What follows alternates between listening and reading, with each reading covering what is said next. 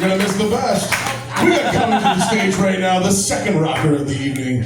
You're gonna see what I mean when he comes out right now. Bringing to the stage, give it up for Zach Caldy!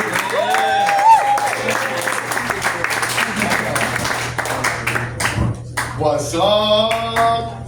Mulligans, haven't been here for a while. How's everybody doing? Got any fucking DARE graduates out there? Not me, dude. I fucking quit that shit if you couldn't tell. But I recently went to my nephew's DARE graduation and I was a little high. But they had the same cop that taught me and my friends DARE, teaching DARE to these kids, and I'm like, man, they gotta get him out of there, dude. Like, his success rate is low. I've tried crack twice. And I have friends that died from fentanyl because they thought it was cocaine. Like, get Officer fucking, I'm not gonna say his name, but get him out of there. He's just up there still such a dork, throwing frisbees to the kids and shit. I'm like, in my head, like, man, I think I would be a good replacement. You know, someone from the other side of things in the DARE program. Like, I would tell the kids straight up, like, listen, you're gonna drink, you're gonna smoke, and you're probably gonna do hard drugs in your life. But it's all about what you do with it. Like, anybody could be meth head Mark from Millinocket, but it takes hard work and dedication to be heroin Hank in Hollywood, guys. And you can do it if you try hard enough. And at about that moment, the DARE officer walked up to me and was like, Zach, what the fuck are you doing on the playground? I was like, well, I was daring them to do drugs. And they all said no. So I have a 100% success rate. What's yours? And just needless to say, I'll be lucky if I'm allowed to go to a school by 2032 when my nephew actually graduates. So that's vote for me for the next DARE teacher. But while I was at this graduation, I noticed a thing, like all these kids, you know, 13, 12 years old, all these boys have perms now. Like, you notice it's like the in hairstyle. And I blame Patrick Mahomes for all these stupid broccoli-headed fucks out there. But like, who's giving these boys the perms? Because their parents are at home playing fucking video games, waiting for them to come home to help them get past the hard level on Mario. Like, I have the turntables, right? But, like, is there one great grandmother who fucking ordered a couple perm chairs when all the salons stopped doing them in, like, 2002? And she's just like, bring all your friends over, we'll have a perm party. I love the smell. Hide the cigarettes. So, when I was a kid, I always wanted to try ends meet. But no one knew how to make it. Like, one time I went to my homie's house and I asked his parents, I'm like, hey, you think you guys can make ends meet for dinner? And I think that started the divorce because they just started fucking yelling. Like, no, we can't make ends meet, call your mother! And I had to go home, so if you guys know how to make ends meet, let me know, I'll come over, we'll get high and eat it. You guys ever had to go through Easy Pass without having Easy Pass? Pretty sketchy, right? Like the 2 times I smoked crack, I was less paranoid than the 1 time I went through Easy Pass without fucking having it. And like, as soon as I went through Easy Pass, I got an email. And my phone just dings, and I'm like, fuck, they know! Like, I don't know who they were, but someone. I was pretty sure I was gonna get pulled over before I got home. But I didn't, so I blasted through Easy Pass a second time. And then I got home and I asked the homies, I'm like, yo, what happens if you go through Easy Pass and don't have Easy Pass?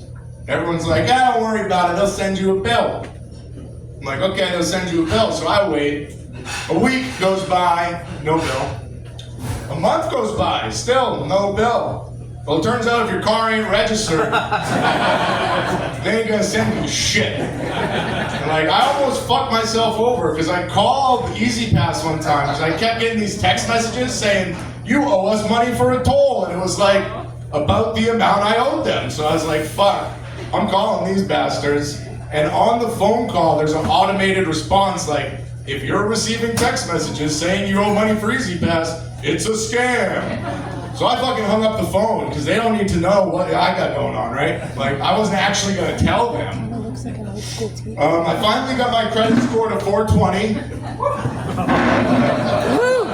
Took a lot of fucking hard work to get there, guys. Like, I had to get my car repossessed. You just stop making payments, you could get a 420 credit score too, guys. So JD Vance, you guys know him, right? You guys remember a few months ago when he went over to the Vatican and fucking killed the Pope? Like, just took him out? Like, some fucking nuclear warfare starting? No. What am I thinking of? I don't know. Buzz can't spell. Never mind. But yeah, so JD Vance went and killed the Pope, and like, I'm pretty sure it was an inside job. Like, that was the new 9/11 was an inside job until all this Charlie Kirk mumbo jumbo happened. But what I mean by it was an inside job is I think Kanye West sent him to do it. Because, listen, the same week that JD Vance killed the Pope, Kanye West admitted to sucking his cousin's dick when he was 15. Like, that was a sign to the Catholic Church being like, let me be the next Pope. I'm fucking one of you guys. And I gotta tell you, when the black smoke came out of the chimney over there, I thought he fucking got it. But like, that's not how that works. I should have known that. I went to Catholic school. But like, I'm not very political.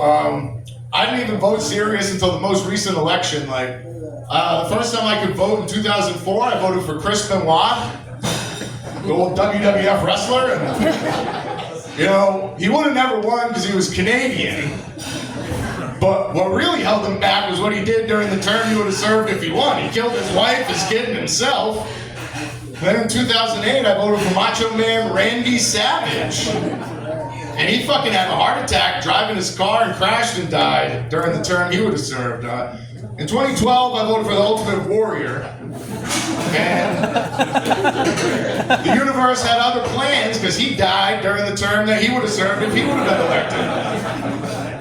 In 2016, I took a break from voting because I was sick of killing all my favorite wrestlers. And I'm pretty sure I saved Hacksaw Jim Duggan's life. And then in 2020, I just wrote in, fuck Trump. And a bullet almost got him.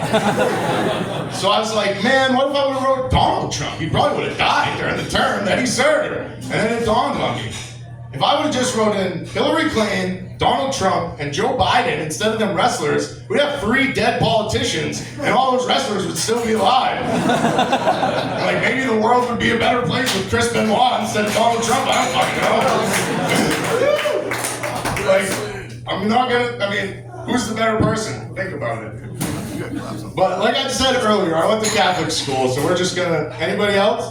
Yeah. Yeah? You, my man. Yep, you did. How long? Did you go the whole time? Just high school. See, I got it out. Well, the game was good, brother. You probably didn't even do Stations of the Cross. No? Well, let me tell you. So what they do for Stations of the Cross is you're about what? First, second grade maybe? They take you and all your little classmates and they lock you in a dark church with the fucking priest and the organ player, the only other 2 people there.